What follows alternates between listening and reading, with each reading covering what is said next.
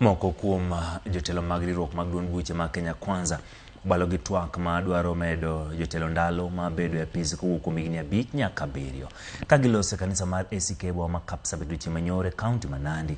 Jotelo nosimo jowadgi mondo wiketo dwaro margi nyime kendo ket dwaro mar jo Kenya mondo mi otel ka jamed jatend piny paro ma siasa Karisa Nzai owacho ni jo Kenya ema nigi teko mar kalo kata wito oko paro makamano. I think we have done that. Thank you so much. Our invited guest. Tukoamua kama Kenya Kwanza sisi ndio nini tunataka. Masuala ya tamu ya rais yako katika mikono ya Wakenya. Sisi tunaishi katika nchi ambayo iko na katiba. Na katiba ya nchi ya Kenya kwa sasa imesema ni term 2.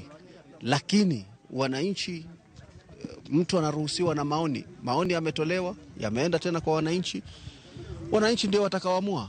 Na yale ambayo tutaona kwamba yatatufaa kama Wakenya ndio tutapigia debe. Na ikiwa kwa maoni yetu kama wananchi wa Kenya, ikiwa ni ngumu ama ikiwa ni jambo ambalo labda hatujakuwa tayari, tujue kwamba tuko katika constitutional moment kama taifa.